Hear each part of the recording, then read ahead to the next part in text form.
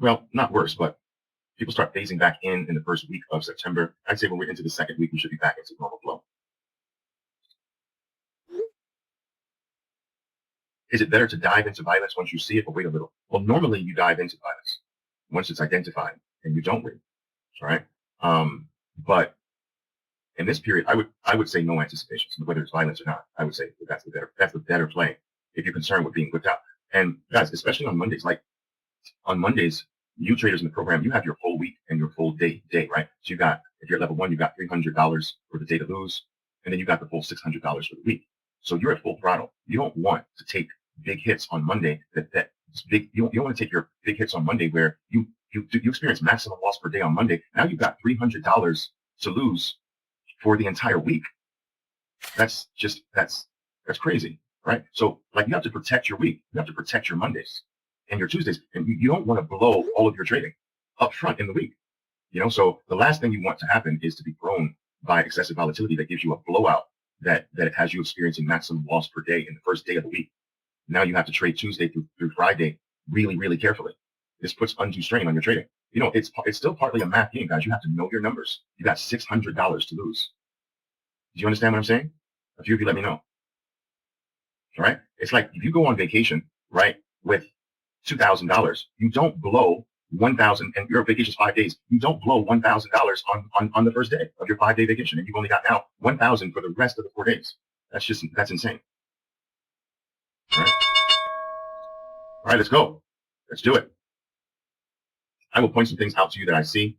Make sure I do that in all the price ranges just to cover all the different types of traders I have here. So not surprisingly, a lot of things are gapping up pretty nicely. Remember, I love things that surge and remain surged off of their 200. I love that. So I'm always on the lookout for that. Like for my Apple players, we got that opening near the 200. If it were to surge off the 200, that would be nice. Baba, as you can see, is near the 200. So anything that's near the 200, like Microsoft is near the 200, it does grab my attention, because of the possibility of it surging from the area of the 200. It doesn't have to be touching it; it just has to be close to it, And then, I'm also looking for things that open near round numbers. Like, so for instance, take a look at Beyond. Just as an example. See, Beyond is opens near the 154. A lot of times you see that surge off of 154. So it's a surge. I'm just looking for surges off of just different important things. Surges off of 200, surges off of round numbers. I like those types of plays, Surges from an excessively high or low position, excessive gaps. They mean more than surges from other positions. Surges in the trap zone, they're meaningful, but not as meaningful to me. I'd rather get a surge outside of the trap zone, off of a round number, or off of the 200. This is very valuable what I'm explaining to you. I want you to understand that. Very valuable what I'm explaining to you. You have to know how to, you got to know how to rank yourself, right? How to rank your plays. All right. How do you know when to play heavier or play lighter? You have to know what your best play is, what your best 1, 2, what are your power plays? How can you play this game not knowing what your power plays are? And having your plays ranked, guys, I just bought the Baba, but having your plays ranked by risk, like I like this play, but it's a little riskier than all other plays. So this play is always played very lightly. And then, you have your other plays where, it's like, these are my power plays. I just go in heavy with these. The other thing that I don't do in August, whoa, these things are reversing here. NVIDIA's reversing. Facebook's reversing. The other thing I don't do is, in August, I don't play as heavy as I normally do. So it's a light month. Like, so for instance, like guys, my normal lot size is about 5,000 shares, right? So if I'm in 3 lots, I'm in around 15,000 shares. If I'm in 2 lots, it's around. Most of my plays revolve between 1 and 2 lots, right? That's what I teach you. I teach you 1 or 2 lots. It should be your opening play. And you should know which plays are your 2 lots and which plays are your 1 lots. You should have those written down, right? So I usually do between 1 or 2 lots. That's my normal entry. But for instance, it's August. So I got into Baba. I'm in Baba 1,800 shares. So I'm just telling you that I play lighter in August. I play lighter because of the higher failure rate. You understand?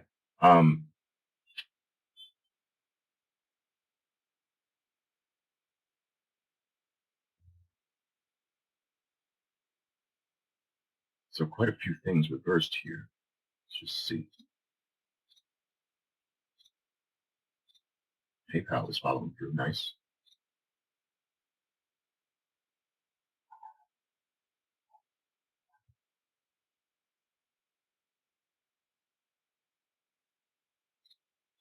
Twitter's in the trap zone.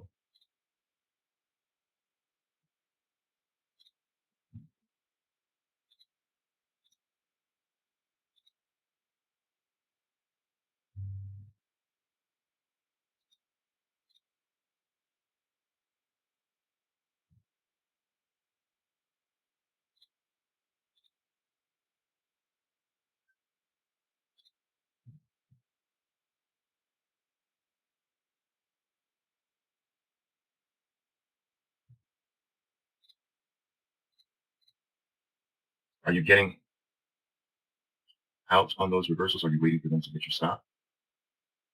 I'm just always waiting for it to hit my stop.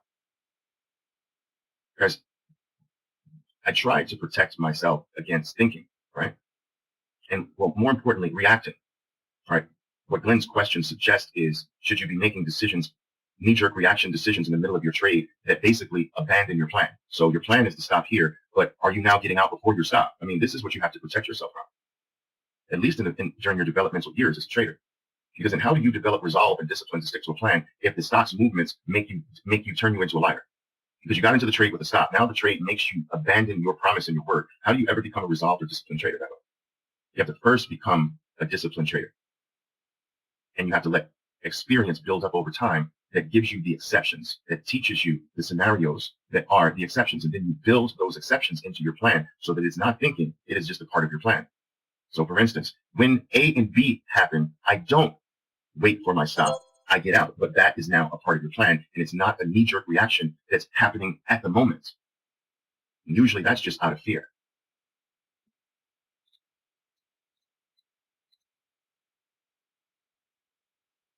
Yeah. Many patterns no follow through. Yep. Here you go. That's late August for you.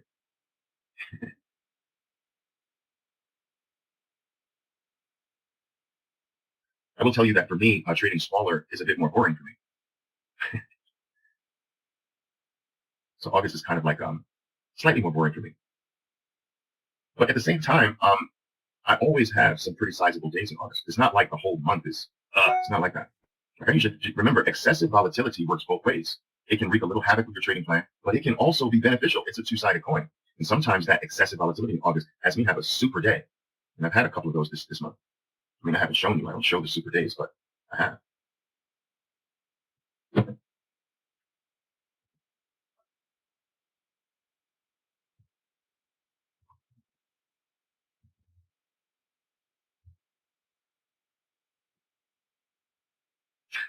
Device, that's fine.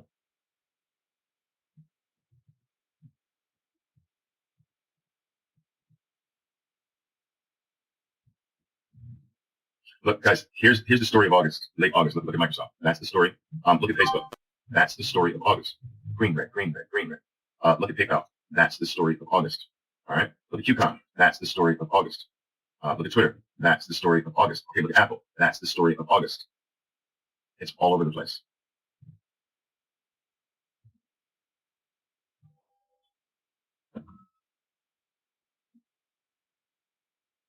Got to show the good with the bad. You know, got to show the good with the bad.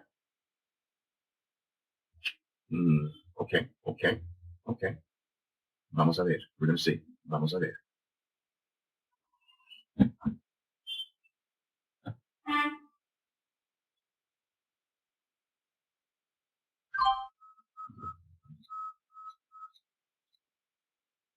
I hearing the JD long?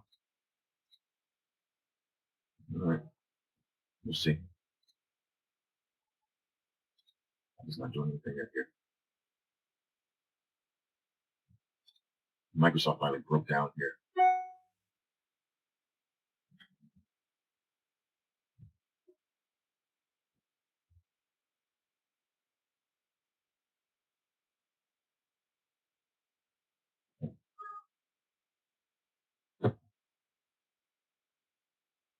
Protect your Monday. Protect your week. All right. Don't give up half of your week on Monday. Guys, make that a part of your rule plan, your rules. Don't give up half of your week on Monday. You got $600 for the week, right?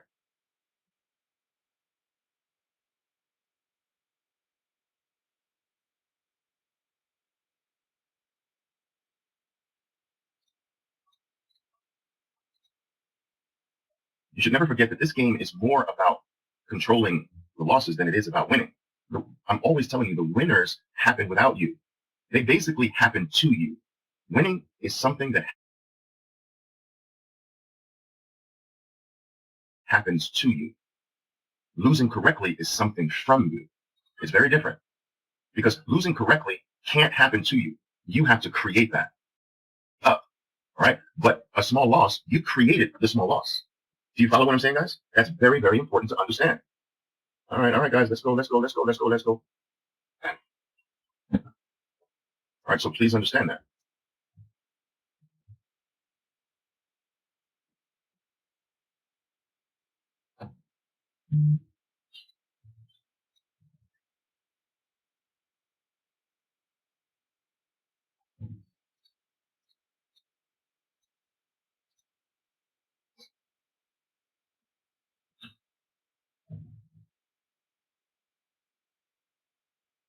Now, see, guys, normally if I had size, right, I would be out with this loss.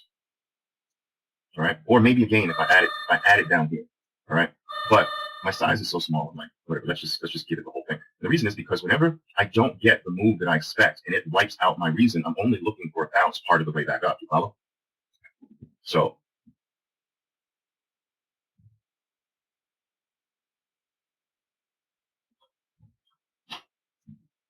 but it's so small. Like that's the small like this. Let me just see if I can ride this out.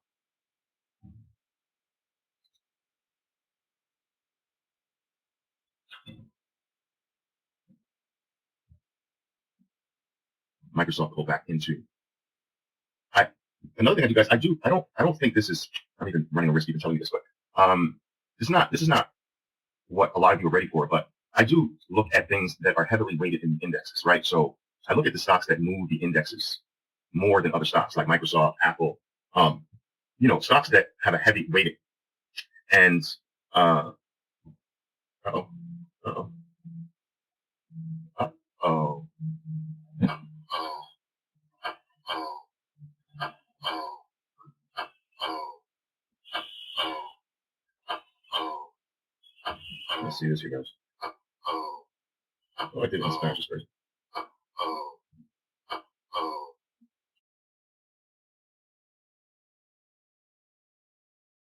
All right, boom, boom, boom. Guys, I reversed this. Oh shoot, I didn't get filled down there. No. Oh, I didn't get filled. That's rare. Oh, guys, I'm always doing that. Okay.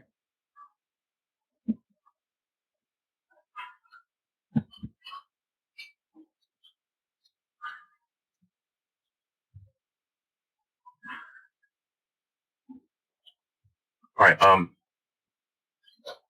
So I took a loss on that, guys. It happens. The long, right? Okay. All right, I didn't get out on this move. That's my normal thing. When this takes out my reason, if I get a bounce, but now listen to me carefully. Here's my long, right? Here's where I'm just gonna kill the trade. I'm gonna kill the trade there. All right. But this drop does not get me out, right? I stick to the plan, but it does remove my reason. So now any bounce up halfway or so, I usually get out. All right. Limit my loss, or if I've added down here, it might be break even or a little bit of a gain, but I'm out.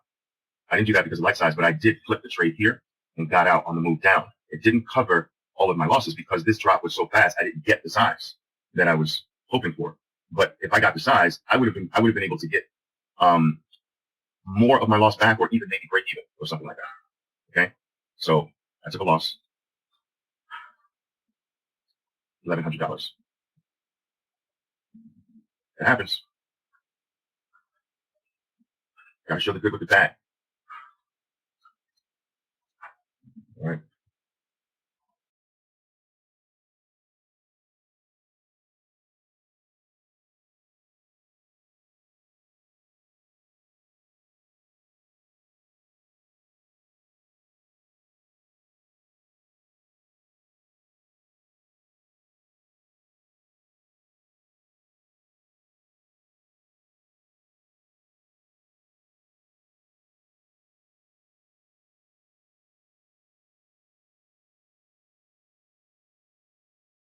All right, what do you got? What are you guys doing? What are you guys doing?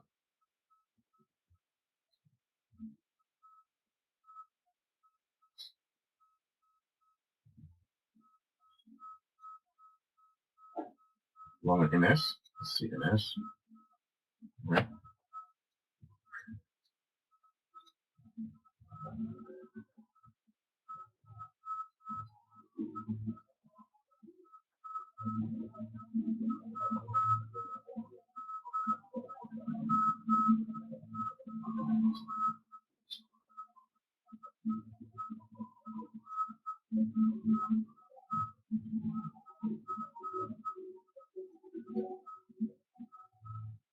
Short in NQ. What's that? Oh, that's the wrong symbol. What are you shorting? Are you mean the Nasdaq? Well, how do you short the Nasdaq? Are you talking about the Qs?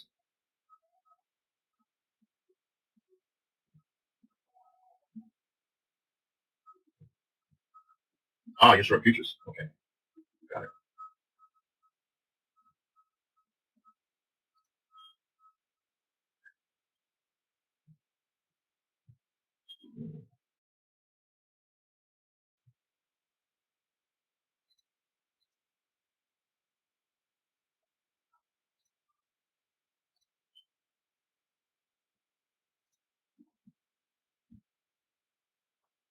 Guys, my chart. I realized I had it to like this, right?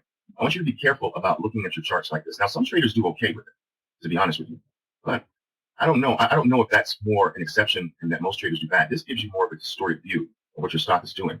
So my guideline is I want to see spaces between the bars. You understand? So I want to see clear spaces that separate the bars. Right? See those spaces? If you stop really seeing the spaces, in my opinion, you're looking at your chart too scrunched up, which can give you false impressions if it's too vertical. You understand? Move to new highs in JD. Congratulations for those in JD here. I want to see some spaces in between those bars. That's the best way to look at it. Now, on the little charts, that's different. But on my main trading chart, you all should have a main trading chart where the stock you're in or the stock that you're stalking or hunting for an entry is in the big one. The other ones are the thumbnails are just to keep an eye out for things that you might eventually want to focus on and move them to your main chart where you watch it properly. You guys understand what I'm saying?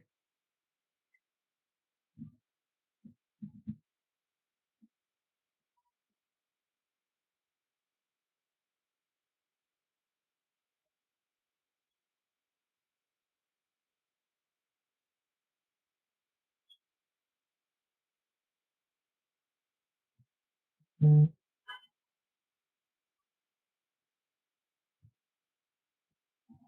reason is because whenever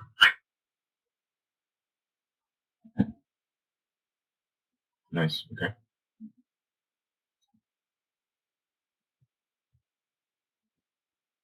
Things are perking up here a little bit.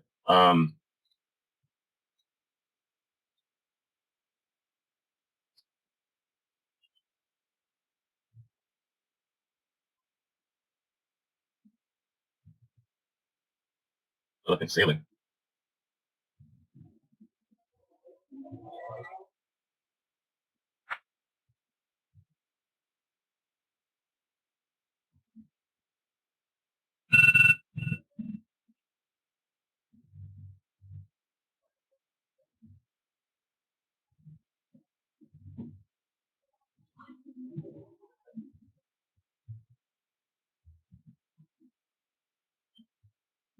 Can one add elephant candle?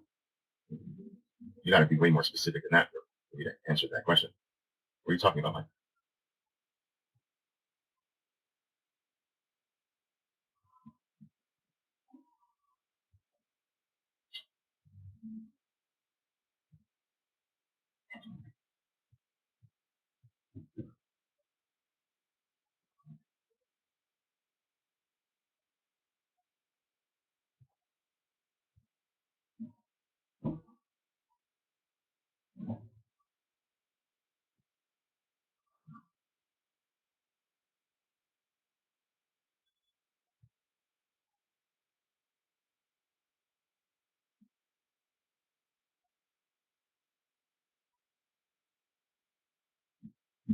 Nice, Tyler. Nice.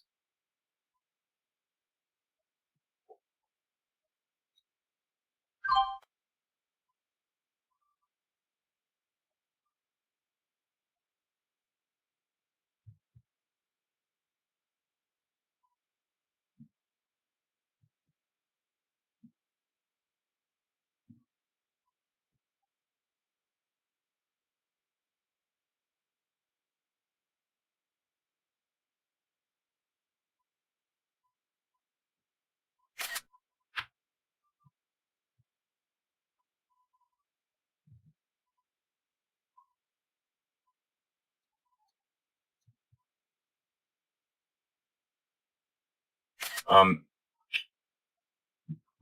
you do know your events, right? So are you saying that it's not an event and should you still add anyway, or what are your add events? Are you talking about here in this bar? 2935 here, you're saying.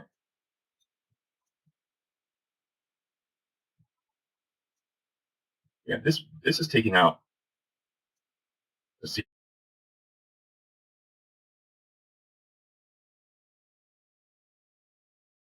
series of bars. So you can add here, you can add on this bar. This is your red bar takeout play, right? It's called red bar takeout. Right? Sorry, I missed that. Could you say it again, please? My crazy Siri responding to my talk.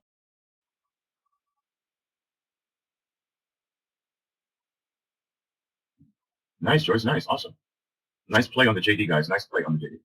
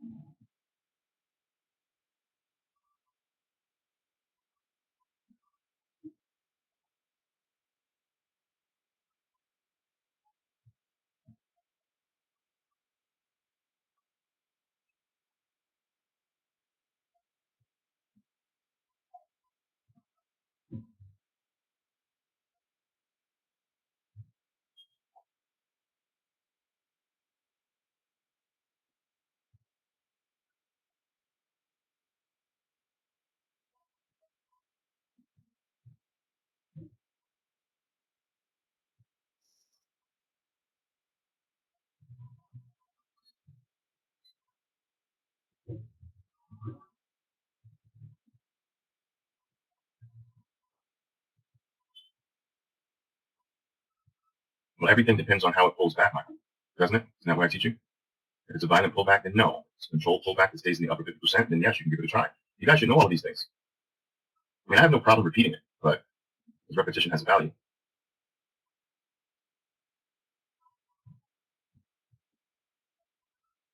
You know, but all these things should be known here.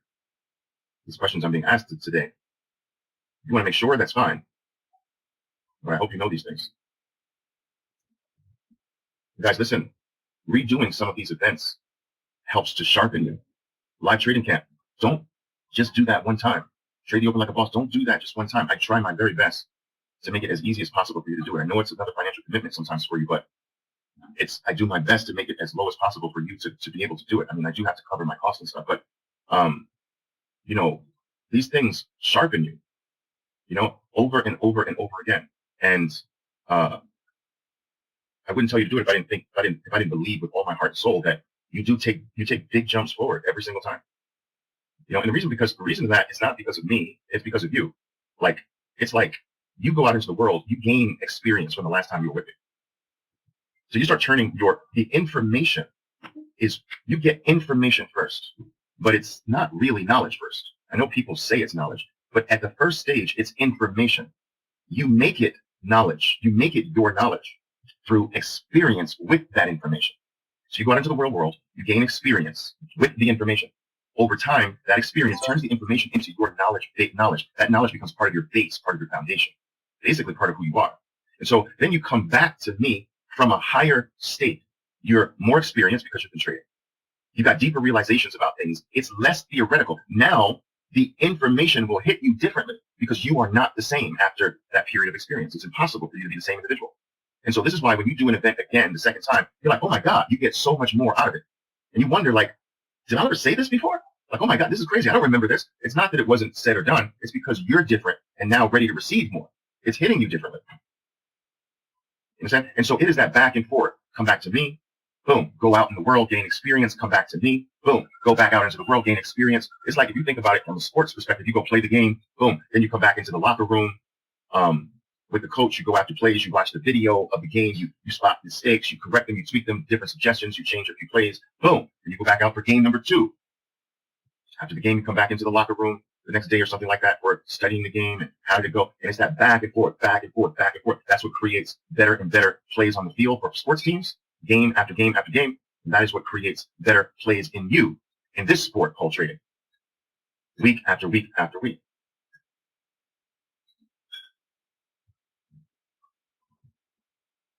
LTC June. No, sorry, that's that offer's over. Sorry, but that's what I'm saying. Like, if you were there and didn't take advantage of it, then it just wasn't serious enough for you. It wasn't like $100 stops you from doing anything in today's world, right?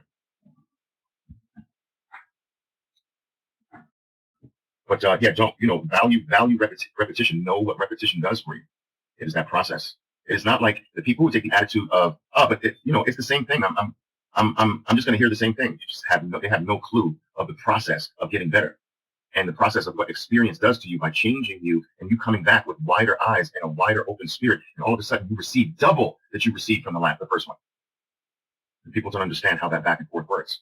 The ones who think that, oh, it's the same thing. You guys know when you watch an amazing movie, so wow, man, I gotta watch that again. And then you watch it a second time, maybe a week later, and you pick up like 6, 7 times the more nuances and more meaning from the movie the second time. And you're surprised at how much you really missed the first time. It's the same way.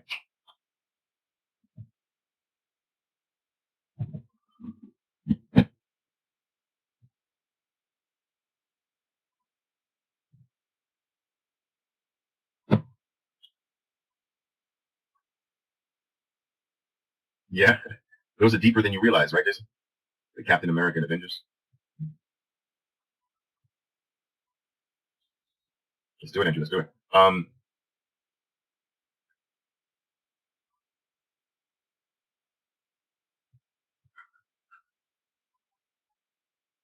Guys, I really do wish I could do. I mean, I do a lot for free, but I wish I could do for my traders almost everything for free. But I mean, it is a business. I can't have a business operate at a loss. I have to cover costs at the very minimum. So when you see an event, people think like Oliver's doing an event online, and there's a price tag associated with it, right? I'm showing you this screen for a reason. So I want you to look at this list of people here, all right? And it's even bigger than that, right? These people have to be paid, right? Whether it's online, offline. My team, and not they don't work for free. I don't want them to work for free. That's just stupid, right? So I got to cover costs. I got to cover people. I got to cover bandwidth charges. I got to cover a lot of things. But I try to make it as your ability to repeat things as I try to make that cost as low as I possibly can. Just because I want you guys to do it over and over again. I know the value of what that does.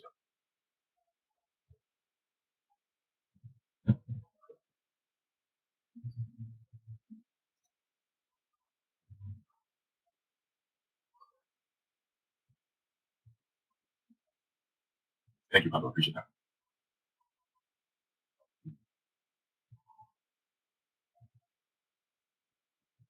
Okay, the last thing I will say about August is that my profit objectives are smaller, right? So, August is not like a 3-push market. It's more like a 2-push market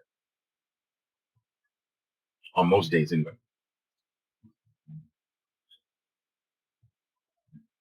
Thank you, Kyrie.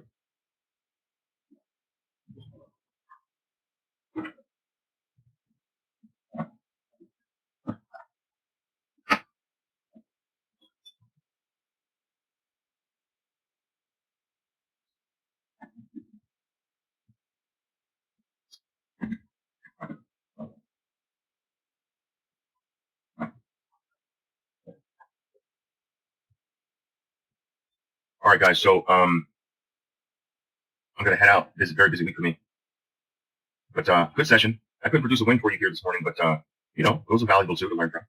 I might spot check the market a little bit later, see if there's some type of additional late morning or afternoon move or something that I can get this loss back from. But got a busy week ahead of me. All right, guys. So enjoy the rest of your trading day. Stay out of trouble. Remember what I said about know your math, know your numbers. All right. Don't ruin half of your week today. All right. I'll see you guys in the next session. Ciao for now.